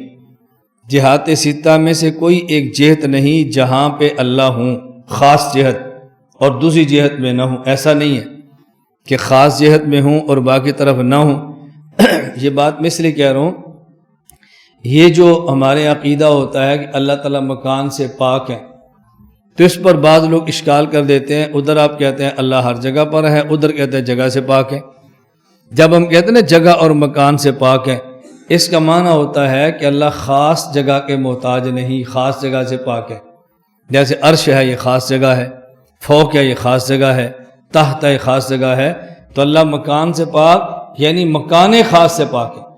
اور جب ہم کہتے ہیں اللہ ہر جگہ پر ہے، تو ہر جگہ پہ ہونے کا معنی یہ تعمیم امکنا تعبیر لا مکان سے ہے کہ اللہ تعالیٰ لا مکان ہے اور ہر جگہ ہے۔ یہ کیسے سمجھائیں؟ یہ عوام کو کیسے سمجھائیں کہ اللہ تعالیٰ لا مکان ہے اور کوئی چیز ایسی نہیں جہاں اللہ نہ ہو، اور کوئی چیز ایسی نہیں جو اللہ کے علم سے باہر ہو؟ احاطہ علمیہ بھی احاطہ ذاتیہ بھی ہے، تو سمجھانے کے لیے عنوان یہ اختیار کرتے ہیں کہ اللہ تعالیٰ ہر جگہ۔ حکیم الامت حضرت تھانوی رحمہ اللہ فرماتے ہیں کہ یہ تعمیم امکنا، یہ تعبیر لا مکان سے ہے۔ لا مکان عام بندہ نہیں سمجھ سکتا، تو اس کو پھر تعبیر کر دیتے ہیں کہ کل مکان، کوئی کائنات کی جگہ ایسی نہیں جو اللہ تعالیٰ کی ذات سے خارج ہو۔ خاص مکان جسم کو چاہیے، اللہ کا جسم نہیں کہ خاص مکان ہو وہاں پر، نہ، اللہ کی ذات غیر محدود ہے، غیر محدود اللہ کی ذات۔ محیط بکل شیء وبما فوقہ وقد عاجز عن الاحاطۃ خلقہ۔ 52 ونقول ان اللہ اتخذ ابراہیم خلیلا وکلم اللہ موسیٰ تکلیما، اور ہمارے عقیدہ ہے کہ اللہ تعالیٰ نے حضرت ابراہیم علیہ السلام کو اپنا خلیل بنایا ہے، اور اللہ تعالیٰ نے موسیٰ علیہ السلام کو کلیم بنایا ہے۔ یہ خلیل اور کلیم کا مطلب کیا ہوتا ہے؟ آپ نے سنا حدیث پاک میں ہے، رسول اکرم صلی اللہ علیہ وسلم نے ارشاد فرمایا، لو کنت متخذا خلیلا لاتخذت ابا بکر خلیلا ولکنہ اخی و صاحبی، اگر میں کسی کو خلیل بنانا چاہتا تو میں خلیل ابو بکر کو بناتا، لیکن ابو بکر تو میرے ساتھی ہیں، صحابی اور میرے بھائی ہیں، اس لیے میں ان کو خلیل نہیں بنا رہا، بھائی اور صحابی کہہ رہا ہوں۔ یہ روایت صحیح مسلم کتاب فضائل صحابہ باب من فضائل ابی بکر صدیق رضی اللہ تعالیٰ عنہ موجود ہے۔ اس کا معنی کیا ہے؟ اصل یہ ہے کہ خلیل کہتے کسے ہیں؟ کہتے ہیں ان اصل ترکیب من الخلت بالفتح وہی الحاجہ، خلت کا معنی ہوتا ہے حاجت، اور خلیل کسے کہتے ہیں؟ لو کنت متخذا من الخلق خلیلا ارجو الیہ فی الحاجات واعتمد الیہ فی المہمات لاتخذت ابا بکر خلیلا، کہ اگر میں کسی شخص کو ایسا بناتا کہ ہر ضرورت اس سے پوری کرتا، ہر مشکل میں اس سے رجوع کرتا، تمام مہمات میں اسی کی طرف جاتا، تو اس کے لیے میری نظر میں ابو بکر سے بہتر کوئی بندہ موجود نہیں۔ ولیکن الذی الجا الیہ واعتمد الیہ فی جملۃ الامور ومجامع الاحوال هو اللہ تعالی، لیکن میں اپنی تمام حاجات چونکہ اللہ کے سامنے رکھتا ہوں، اس لیے میں خلیل اللہ کو سمجھتا ہوں، صحابی اور اپنا بھائی ابو بکر صدیق کو سمجھتا ہوں۔ یہاں پر خلیل کا معنی یہ ہے، جہاں اللہ کے نبی فرماتے ہیں اگر میں کسی کو خلیل بناتا تو ابو بکر صدیق کو بناتا۔ یہ حدیث سمجھ آ گئی؟ یہ خلیل خلت سے ہے، خلت کا معنی حاجت، یعنی اگر میں کسی شخص کا انتخاب کرتا کہ اپنی ساری ضرورتیں اس سے پوری کرواتا، ساری مہمات اس کے سامنے رکھتا، تو میری نظر میں ابو بکر سے بہتر کوئی نہیں۔ لیکن ابو بکر تو میرا بھائی اور صحابی ہے، اور میں اپنی تمام حاجات جس کے سامنے رکھتا ہوں میرا اللہ ہے، اس لیے میں ابو بکر کو خلیل نہیں بلکہ ابو بکر کو بھائی اور صحابی کہتا ہوں۔ اور یہ جو ابراہیم علیہ السلام کے بارے میں ہے، ان اللہ اتخذ ابراہیم خلیلا، ابراہیم علیہ السلام نے، ابراہیم علیہ السلام کو اللہ نے خلیل بنا لیا تھا۔ یہاں معنی کیا ہے؟ خلا کا معنی کبھی حاجت ہوتا ہے، اور کبھی خلا کا معنی ہوتا ہے خصلت، کبھی خلت ان کا معنی خصلت ہوتا ہے۔ فَإِنَّهُ تَخَلَّقَ بِخِلَالٍ حَسَنَةٍ اختصت بِهِ او من التخلل، تخلل کا معنی ہوتا ہے کسی چیز کے اندر گھس جانا، شغاف کر دینا، تو یا تو خلت سے ہے، خلت کا معنی خصلت ہے۔ حضرت ابو بکر صدیق رضی اللہ تعالی عنہ کو اللہ نے خلیل بنایا، یعنی جو خصال حسنہ ہیں اور خصال حمیدہ ہیں اور اچھی عادات ہیں وہ اللہ نے حضرت ابراہیم میں جمع فرما دی، تو ان کو خلیل کا لقب دے دیا۔ یا خلیل خلت سے، اور خلت کا معنی عادت۔ حضرت اب ابراہیم کو خلیل کیوں کہتے ہیں؟ یہاں بمعنی حاجت خلت سے نہیں ہے بلکہ بمعنی خصلت خلت سے ہے، اس کا معنی اچھی عادات۔ تو اچھی عادات اللہ نے ابراہیم علیہ السلام میں جمع فرما دی، تو ان کو اپنا خلیل بنا لیا۔ اور یہ کہتے ہیں یہ تخلل سے ہے، تخلل، تخلل کا معنی ہوتا ہے داخل ہو جانا، داخل۔ حضرت صدیق، حضرت اب ابراہیم علیہ السلام کے دل، قلب، جگر اور دماغ، گویا کہ جسم کے ایک ایک حصے میں اللہ رب العزت کی محبت داخل اور اللہ رب العزت کی محبت شامل تھی۔ اس لیے حضرت ابراہیم علیہ السلام خلیل کہا کہ ان کے ہر رگ و پیشے، ہر رگ اور ریشے کے اندر اللہ کی محبت سرایت کر چکی تھی، تو اللہ نے فرمایا ابراہیم میرا خلیل ہے۔ اور بعض یہ معنی بھی کرتے ہیں ابراہیم اللہ کے خلیل ہیں، خلیل خلت سے ہے، خلت کا معنی حاجت ہے۔ اس کا مطلب کیا ہے؟ اس کا معنی یہ ہے ابراہیم علیہ السلام اپنی ساری حاجات اللہ رب العزت کے سامنے رکھتے ہیں، ابراہیم اپنی ساری ضرورتیں اللہ کے سامنے رکھتے ہیں، تو اب خلیل کا معنی حاجات کو پورا کرنے والا نہیں ہوگا بلکہ حاجات کا تقاضا کرنے والا ہوگا، اس لیے ابراہیم کا لقب اللہ رب العزت نے خلیل رکھ دیا ہے۔ بہرحال خلاصہ صرف یہ ہے، ہم ابراہیم کو خلیل اللہ کہتے ہیں اور موسیٰ علیہ السلام کو کلیم اللہ کہتے ہیں۔ ابراہیم علیہ السلام کو خلیل اللہ کیوں کہتے ہیں؟ خلیل خلت بمعنی خصلت سے ہے، ساری اچھی خصال اس کے اندر جمع فرما کے اللہ نے ان کو خلیل فرما دیا۔ اور ابو بکر صدیق رضی اللہ تعالیٰ عنہ کے بارے میں حضور نے کیوں فرمایا اگر میں خلیل بناتا تو ابو بکر کو بناتا، لیکن میں خلیل اللہ کو بناتا ہوں۔ وہ خلت بمعنی حاجت سے ہے، یعنی اگر میں کسی ایسے شخص کا انتخاب کرتا کہ جس کے سامنے ساری حاجات رکھتا تو میری نظر میں صدیق کے علاوہ کوئی نہیں، لیکن چونکہ میں ساری حاجات اللہ کے سامنے رکھتا ہوں اس لیے اللہ کو میں نے اپنا خلیل بنایا ہے، اور صدیق کو میں نے اپنا بھائی اور اپنا صحابی بنایا ہے۔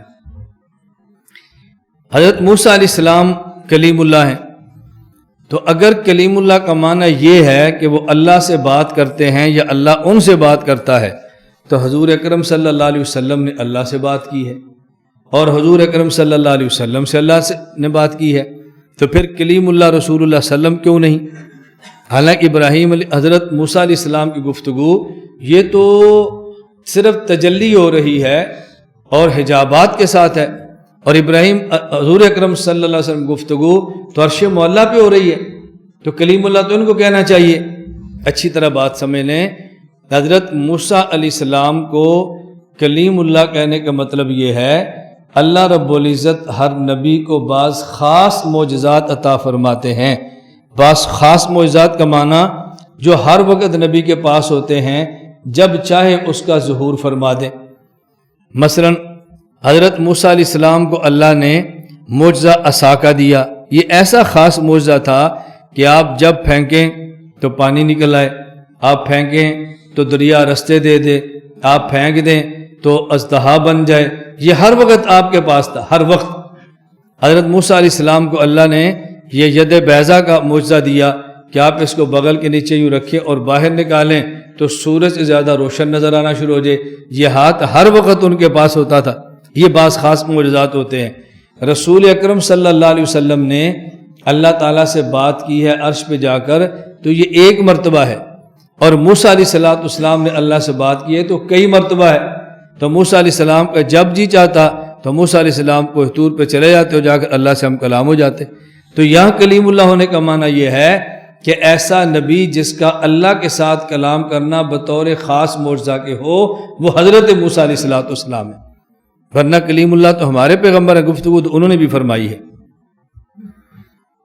52 وَنُؤْمِنُ بِالْمَلَائِكَةِ وَالنَّبِيِّينَ وَالْكُتُبِ الْمُنَزَّلَةِ عَلَى الْمُرْسَلِينَ وَنَشْهَدُ أَنَّهُمْ كَانُوا عَلَى الْحَقِّ الْمُبِينِ، اور ہم ملائکہ کو بھی مانتے ہیں، انبیاء کو بھی مانتے ہیں، ساری آسمانی کتابوں کو بھی مانتے ہیں، اور ہم یہ بھی مانتے ہیں کہ سارے انبیاء حق پر تھے، سب انبیاء حق پر تھے۔ یہ جو ہم مان رہے ہیں ملائکہ کو بھی، انبیاء کو بھی اور کتب کو بھی، تو نبی کو ایسے مانتے ہیں جیسے نبی کی شان ہے، اور ملائکہ کو ایسے مانتے ہیں جیسے ملائکہ کی شان ہے، اور کتابوں کو ایسے مانے جیسے کتابوں کی شان ہے۔ یہ ہے ایمان۔ ورنہ ملائکہ کو تو مانتے مشرکین مکہ بھی تھے، اور وہ ملائکہ کو اللہ کی بیٹیاں مانتے تھے، اس لیے ان کا ماننا نہ ماننے کی طرح ہے۔ بالکل اسی طرح انبیاء علیہ السلام کو مانتے تو ہم بھی ہیں، اور انبیاء حضرت عزیر، حضرت عیسیٰ کو مانتے اسرائیلی بھی تھے، مگر فرق کیا تھا؟ انہوں نے نبی مان کر ساتھ خدا کا بیٹا بھی مان لیا، ہم نے نبی مانا لیکن خدا کا بیٹا نہیں مانا۔ اسی طرح کتب کو تو مانتے ہم بھی ہیں، لیکن کتب کو مانا یہود و نصارہ بھی ہے، انہوں نے کتاب کو مانا بھی ہے اور تحریف بھی کر دی ہے۔ ہم کتاب کو مانتے ہیں لیکن تحریف کے قائل نہیں، ہم تحریف نہیں کرتے، یہ معنی قائل نہ ہونے کا، ہم تحریف نہیں کرتے۔ تو مطلب کیا کہ ملائکہ، انبیاء اور آسمانی کتابوں کو مانے جیسے ماننا چاہیے، صرف مان لینا کافی نہیں ہے کہ ہم مانتے ہیں۔ جس طرح آج حضرت محمد مصطفیٰ صلی اللہ علیہ وسلم کو قادیانی اور مرزائی کہتے ہیں، ہم بھی مانتے ہیں۔ ہم نے کہا نہیں، آپ نہیں مانتے، آپ ایسے مانو جیسے ماننا چاہیے۔ اسی کو اللہ رب العزت قرآن کریم میں فرماتے ہیں وَمَا يُؤْمِنُ أَكْثَرُهُمْ بِاللَّهِ إِلَّا وَهُمْ مُشْرِكُونَ، اکثر لوگ ایسے ہیں اللہ کو مانتے ہیں اور مشرک بھی ہوتے ہیں۔ اس کا معنی کہ جیسے ماننا چاہیے ویسے نہیں مانتے۔ اللہ کو مانا ہے، عالم الغیب کسی اور کو بھی مان لیا، اللہ کو بھی مان لیا، مختار کل کسی اور کو بھی مان لیا، اللہ کو بھی مان لیا اور نظر نیاز کسی اور کے نام پر بھی دے دی، اللہ کو بھی مان لیا اور چڑھاوے غیر اللہ کے نام پر بھی کر دیے۔ یہ کیا اللہ کو مانا ہے؟ اس لیے ایسے مانے جیسے اللہ تعالیٰ کو ماننے کا حق ہے۔ 54 وَنُسَمِّي أَهْلَ قِبْلَتِنَا مُسْلِمِينَ مُؤْمِنِينَ مَا دَامُوا بِمَا جَاءَ بِهِ النَّبِيُّ صلی اللہ علیہ وسلم معترفین وَلَهُ بِكُلِّ مَا قَالَ وَأَخْبَرَ مُصَدِّقِينَ، ہم اہل قبلہ کو مسلمان مانتے ہیں اور مومنین مانتے ہیں۔ اہل قبلہ کو مسلمان کہتے ہیں اور ان کا نام مومنین رکھتے ہیں۔ کب؟ جب تک وہ ان تمام چیزوں کا اعتراف کریں جو رسول اللہ صلی اللہ علیہ وسلم لے کر آئے، اور جو کچھ آپ نے فرمایا اور جو خبر دی اس کی تصدیق کریں، تب تک ہم اہل قبلہ کو مسلمان مانتے ہیں۔ یہ بات کیوں سمجھائی ہے کہ اہل قبلہ اسلام کی اصطلاح ہے۔ عام بندہ اہل قبلہ اس کو سمجھتا ہے کہ جو نماز کے لیے کعبہ کو قبلہ مانتے ہیں، جبکہ شریعت میں اہل قبلہ کا معنی یہ نہیں ہے کہ جو نماز میں کعبہ کو قبلہ مانے وہ اہل قبلہ ہے، نہ، شریعت میں اہل قبلہ کا مطلب یہ ہے کہ جو لوگ تمام ان چیزوں کو مانیں جو رسول اللہ صلی اللہ علیہ وسلم لے کر آئے، ان تمام چیزوں کی تصدیق کریں جو اللہ کے نبی نے فرمایا، یہ ہے اہل قبلہ کا معنی۔ یہ بات میں اس لیے کہہ رہا ہوں کہ بعض لوگ قادیانیوں کو مسلمان نہیں کہتے، اور دلیل ہی ہوتی ہے کہ قادیانی بھی تو اہل قبلہ ہیں، وہ بھی نماز پڑھتے ہیں تو منہ کعبہ کی طرف کرتے ہیں، اور اہل قبلہ کو مسلمان ماننے کا حکم ہے، کافر کہنا جائز نہیں ہے۔ ہم نے کہا اہل قبلہ شریعت کی اصطلاح ہے، اور اصطلاح کا معنی وہی کریں جو اصطلاحی معنی ہوتا ہے۔ لفظ دے کر اس کا معنی لغوی نہ کیا کریں، اصطلاحی معنی کریں۔ اب اہل قبلہ کا لغوی معنی ہوگا قبلہ والے، لیکن اصطلاحی معنی اہل قبلہ کا جو ان تمام چیزوں کو مانے جو رسول اللہ صلی اللہ علیہ وسلم لے کر آئے، اور ان تمام کی تصدیق کریں جو رسول اللہ صلی اللہ علیہ وسلم نے فرمائی ہیں، یہ ہے معنی اہل قبلہ کا۔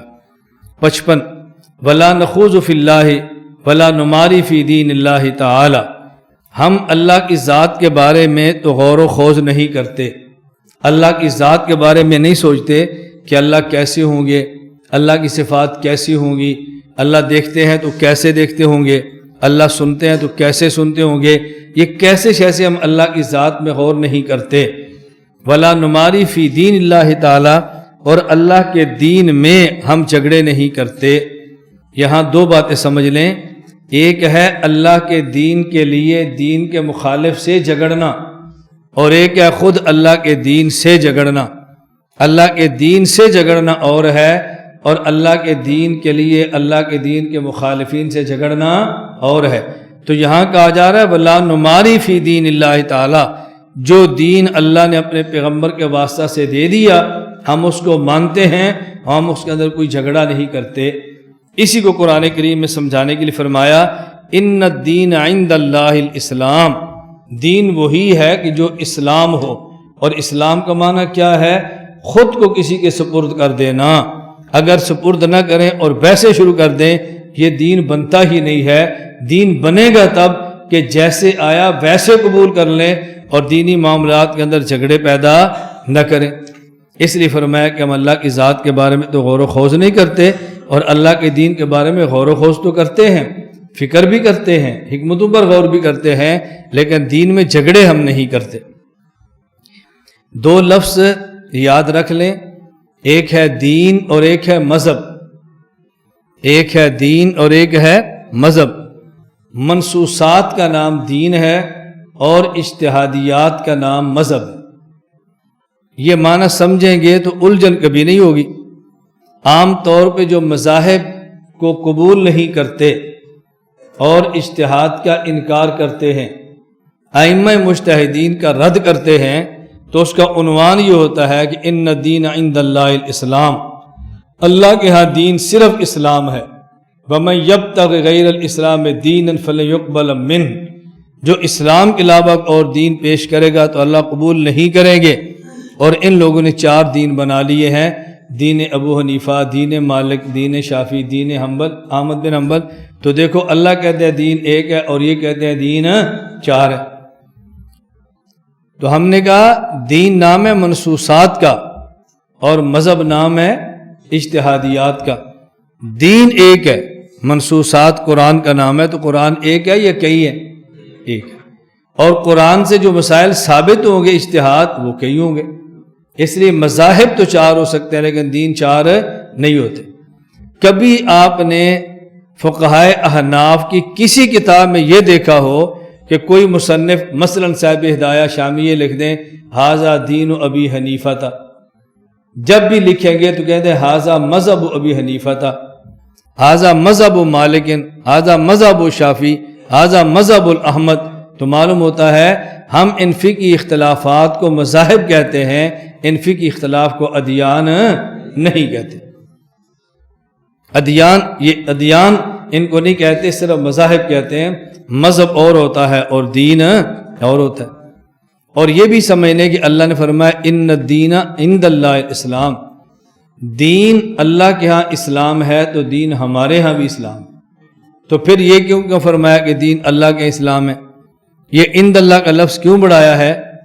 یہ اچھی طرح بات ذہن نشین فرما لیں، قرآن کریم میں جو عند اللہ کا لفظ آتا ہے یہ قرآنی اصطلاح ہے جس کا معنی سمجھنا بہت ضروری ہے۔ میرے پاس یہاں ایک لڑکا، 3-4 لڑکے تھے، ان میں ایک لڑکے نے پوچھا کہ جی آپ کہتے ہیں انبیاء علیہ السلام قبروں میں زندہ ہیں اور آپ دلیل پیش کرتے ہیں وَلَا تَحْسَبَنَّ الَّذِينَ قُتِلُوا فِي سَبِيلِ اللَّهِ أَمْوَاتًا بَلْ أَحْيَاءٌ عِندَ رَبِّهِمْ، تم کہتے ہو قبروں میں زندہ ہیں، قرآن کہتا ہے اللہ کے پاس زندہ ہے۔ تو یہ دلیل تمہاری تو نہیں بنتی، تمہاری دلیل تب بنتی جب قرآن کہتا ہے بل احیاء فی قبورہم، تم کہتے ہو قبروں میں زندہ ہیں اور قرآن کہتا ہے اللہ کے پاس زندہ ہیں۔ میں نے کہا اچھا ہم تو کہتے ہیں قبروں میں زندہ ہیں، آپ زندہ مانتے ہو یا نہیں؟ کہا جی مانتے ہیں۔ میں نے کہا کہاں مانتے ہو؟ کہا جی اعلیٰ علیین میں ہم زندہ مانتے ہیں، قبروں میں نہیں مانتے۔ میں نے کہا قرآن کیا کہہ رہا ہے؟ بل احیاء عند ربہم یا فی اعلیٰ علیین؟ کہا جی عند ربہم۔ میں نے کہا پھر اگر یہ ہمارے خلاف ہے تو تمہارے بھی خلاف ہے نا؟ توجہ رکھنا ذرا۔ میں نے کہا میں آپ سے ایک سوال کرتا ہوں، یہ بتاؤ کہ جب قرآن کہہ رہا ہے یہ اللہ کے پاس زندہ ہیں، تو جہاں اللہ ہوں گے یہ وہیں زندہ ہوں گے نا؟ کہا جی ہاں۔ میں نے کہا بتاؤ اللہ کہاں پر ہے؟ جی ہر جگہ۔ تو میں نے کہا تم تو پھر اہل بدعت سے بھی بڑے مشرک ہو گئے، وہ تو صرف نبی کو ہر جگہ کہہ رہے، تم تو شہیدوں کو بھی ہر جگہ کہہ رہے۔ بھائی شہید وہاں زندہ جہاں اللہ، اور اللہ ہر جگہ پہ، تو شہید زندہ۔ میں نے کہا یہ دلیل تو تمہارے عقیدے کے خلاف ہوگی، شہید کی روح حاضر ناظر ہو جائے گی۔ اچھی آپ بتائیں۔ میں نے کہا نہیں میں تو بتاؤں گا انشاءاللہ، میں تو ضرور بتاؤں گا، میں بتا رہا ہوں آپ کا علم کتنا ہے، تمہیں سبق کتنا پڑھایا جاتا ہے بس۔ میں نے کہا توجہ رکھنا، اندہ ایک اصطلاح قرآنی ہے، ہر چیز کے حقیقی اختیار اللہ کے ہیں، اور بعض چیزیں جن کے ظاہری اختیار بھی اللہ اپنے پاس رکھتے ہیں، اور بعضوں کے ظاہری اختیار بندے کو دے دیتے ہیں۔ جہاں ظاہری اختیار بھی اپنے پاس رکھیں وہاں نسبت اللہ کی طرف ہوتی ہے، اور جہاں ظاہری اختیار بندے کو دے دے تو وہاں نسبت بندے کی طرف کر دیتے ہیں۔ حضرت مریم کو روزانہ حضرت زکریا کھانا پیش کرتے تھے، اور حضرت مریم یہ نہیں کہتی یہ اللہ کی طرف سے ہے۔ ایک دن حضرت زکریا آئے، حضرت مریم کو بغیر موسم کے پھل کھاتے دیکھا تو پوچھا یا مریم انا لک ھذا، تو فرمایا ہوا من عند اللہ، اللہ کی طرف سے۔ حالانکہ ہر روز کا رزق اللہ کی طرف سے ہے نا، لیکن آج جو ملا ہے اس میں ظاہری اختیار کسی انسان کے نہیں ہے، تو اس کی نسبت اللہ کی طرف کر دی گئی ہے۔ یہ بات اچھی طرح سمجھنا۔ ایک آدمی نے ایک کنال جگہ خریدی، 15 مرلے پر اپنا مکان بنایا اور 5 مرلے پر اللہ کا مکان مسجد بنا دی۔ جب یہ دونوں مکان بن گئے، اس آدمی کے نام ہے عبد الرحمن، تو لکھا ہوگا یہ عبد الرحمن ہاؤس ہے، اور یہ گھر کس کا ہے؟ یہ رحمان کا ہے۔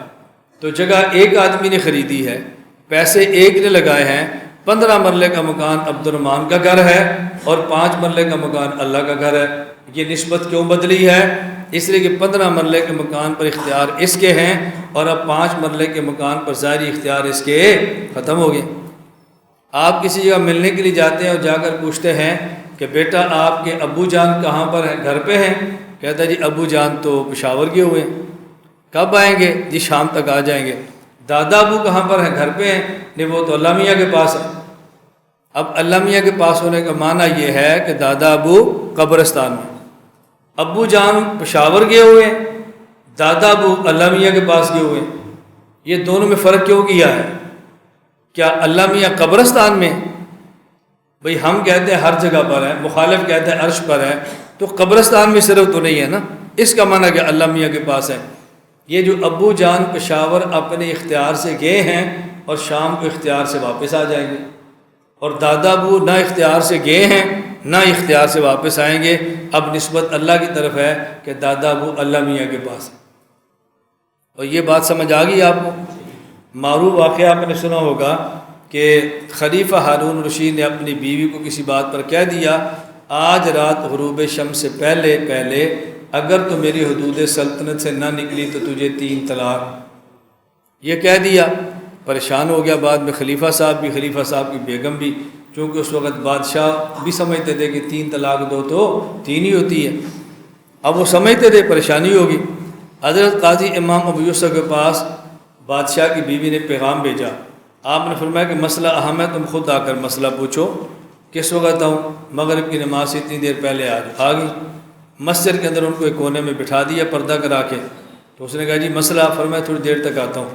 اذان ہو گئی تو امام ابو یوسف نے فرمایا ہاں بتاؤ کیا مسئلہ ہے؟ اس نے کہا جی اب تو مسئلہ پوچھنے کا فائدہ ہی نہیں، رونے لگ گئی۔ فرمایا نہیں تم مسئلہ تو بتاؤ نا۔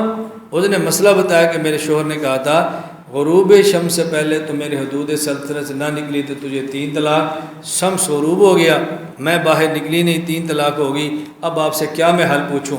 امام ابو یوسف فرمان لگے تم واپس گھر چلی جاؤ، تمہیں 3 طلاق کو جا 1 طلاق بھی نہیں ہوئی۔ اس نے کہا جی کیوں؟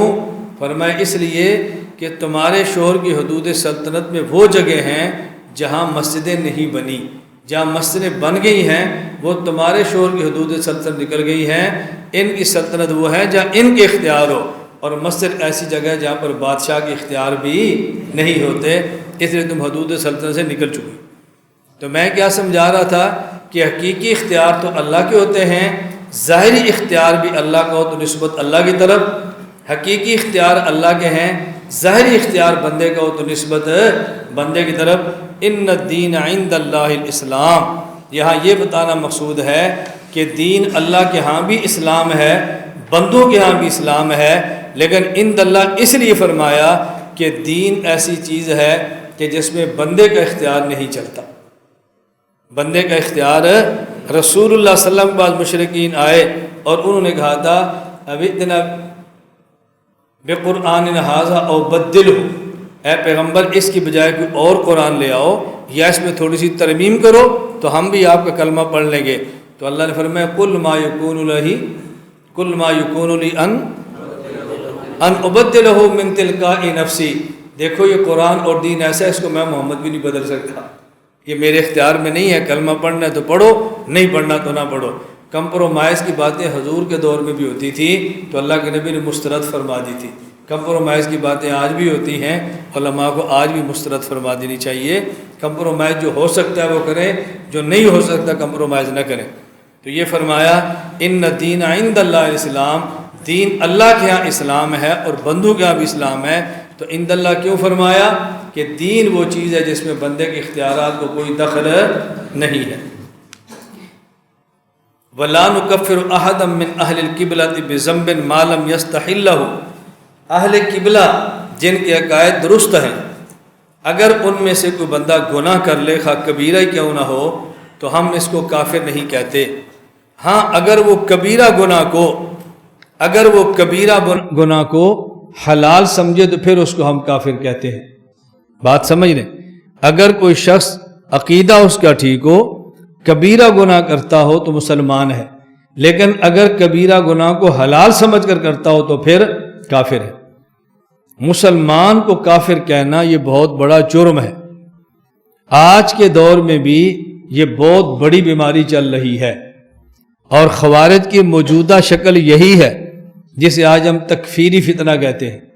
ہر بندے کو کافر کہنا، مسلمان کو کافر کہنا، پہلے مسلمان کو کافر کہنا، پھر مسلمان کو کافروں کی طرح اڑا دینا اور اس پر خوشیوں کا اظہار کرنا کہ ہم نے مسلمان مار دیے۔ میں خود کبھی سوچتا تھا کہ یہ ہمارے یہاں بم دھماکے ہوتے ہیں، مساجد میں کیوں ہوتے ہیں؟ بم دھماکہ تو ہوتا ہے، مساجد میں کیوں ہوتا ہے؟ خود کو حملہ تو ہوتا ہے، مساجد میں کیوں ہوتا ہے؟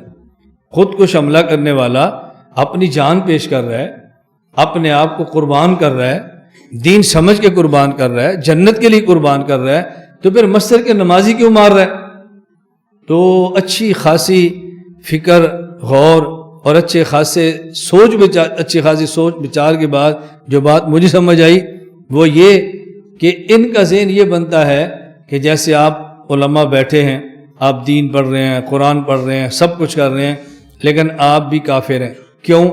مَن لَّمْ يَحْكُم بِمَا أَنزَلَ اللَّهُ فَأُولَٰئِكَ هُمُ الْكَافِرُونَ، جو اللہ کے فیصلوں پر راضی نہیں ہوتا، اللہ کے فیصلوں کے مطابق فیصلہ نہیں کرتا، وہ کافر ہے۔ بس ان کا ذہن کیا ہوتا ہے؟ جمہوریت کفر ہے، ہماری عدالتوں کا قانون کفر ہے، اور یہ مولوی اور نمازی اس قانون پہ راضی ہیں، لہذا یہ بھی کافر ہیں، ان کو مارو گے تو ایسی اجر ملے گا جیسے کفار کو مارنے کا ملتا ہے۔ تو یہ خوارج کی ایک موجودہ شکل و صورت ہے، اس لیے ان باتوں کی حوصلہ شکنی کرنی انتہائی ضروری ہے۔ ایک ہوتا ہے کفر یا قانون پہ راضی ہو جانا، اور ایک ہے کفر یا قانون کو مجبور ہو کر مان لینا۔ کفر یا قانون کو مجبور ہو کر ماننا اور ہوتا ہے، اور کفر یا قانون پر راضی ہونا اور ہوتا ہے۔ اس لیے موجودہ دور میں اس تکفیری فتنے کی اور خارجی دماغ کی نفی کرنا بہت ضروری ہے۔ اس تکفیری فکر اور خارجی دماغ کو توڑنا بہت ضروری ہے، ورنہ آئندہ کل مساجد، مدارس، خانقاہیں، تبلیغی مراکز، سکول، کالج، یونیورسٹیاں، تجارتی مراکز، کوئی بھی محفوظ نہیں رہے گا اور دین کا کام کرنا بے حد مشکل ہوگا۔ اور یہ بات میں آپ کو اس لیے عرض کرتا ہوں، آپ علماء اور طلباء بہت اچھی طرح اس بات کو ذہن نشین فرما لیں کہ پوری دنیا میں جتنا اچھا دین کا کام پاکستان میں ہو رہا ہے شاید ہی کسی اور خطے میں ہو رہا۔ اب جو لوگ اس دین کے کام کو ہوتا ہوا برداشت نہیں کر سکتے، وہ ایسے پلان بنا رہے ہیں کہ دین کا کام نہ ہو۔ اس کا حل کیا ہے کہ دین کے نام پہ کچھ لوگ میدان میں لائے جائیں اور ان سے ایسی کارروائیاں کرا دی جائیں کہ لوگ دین سے متنفر ہو جائیں، دین داروں سے متنفر ہو جائیں، اور جب ان دین داروں کے خلاف کارروائیاں ہوں تو دنیا دار بندے کہ بالکل ان کے ساتھ ایسا ہی ہونا چاہیے۔ یہ سکول تباہ کر رہے ہیں، بچوں کو مار رہے ہیں، یہ شہروں کو تباہ کر رہے ہیں، کاروبار تباہ کر رہے ہیں، پاکستان کے دشمن ہیں، تو غیر شعوری طور پر ایسے کام کروا دیے جاتے ہیں تاکہ دینی ادارے، مساجد اور دین کے کام کرنے والی تحریکات کو کچل کے رکھ دیا جائے۔ میں اس لیے آپ علماء طلباء سے کہتا ہوں، اگر آپ یہ چاہتے ہیں کہ اس ملک میں دین کا کام آزادی کے ساتھ ہو، خالص عقیدہ بیان ہوتا رہے، مساجد اور مدارس آباد رہیں، تو اس دماغ کی حوصلہ شکنی کرو جو ہر دوسرے دن کبھی اس کو پھڑکا دیا، کبھی اس کو مار دیا، کبھی یہاں دھماکہ کر دیا، کبھی یہاں 2 مسلمانوں کو اڑا دیا۔ آپ یقین فرماؤ یہ بہت بڑی سازش ہے۔ مدارس اور مساجد اور دین داروں کو ختم کرنے کے لیے، مساجد، مدارس اور دین داروں کی نفرت دل میں بٹھانے کے لیے، تو ایسے حالات میں ایسی باتوں پر بولنا تھوڑا سا مشکل ہوتا ہے، لیکن آدمی کو بولنا پڑتا ہے کہ اس کے علاوہ گزارا نہیں ہوتا۔ اللہ تعالیٰ یہ بات مجھے بھی سمجھنے کی توفیق عطا فرمائے اور آپ کو بھی سمجھنے کی توفیق عطا فرمائے۔ میں نے چند دن پہلے بھی کہا تھا کہ ہمارے جو پیام پاکستان بنا ہے نا، اور یہ عام بندوں کا نہیں ہے، جس میں ہمارے اکابر، ہمارے علماء بڑے بڑے سب نے مل کے اس کو بنایا ہے، تو ہمیں چاہیے کہ کوئی ایسی تحریک جس کے ذریعے دہشت گردی کے حوصلہ شکنی ہو، ہم اس تحریک کا ساتھ دیں اور دیانتداری کے ساتھ دیں، کسی کے کہنے پر نہ دیں۔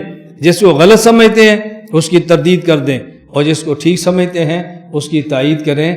اللہ تعالیٰ اہل علم کو اپنی ذمہ داریاں نبھانے کی توفیق عطا فرمائے۔ لا الہ الا اللہ، لا الہ الا اللہ، لا الہ الا اللہ، ما لنا رب سوا۔ لا الہ الا اللہ، لا الہ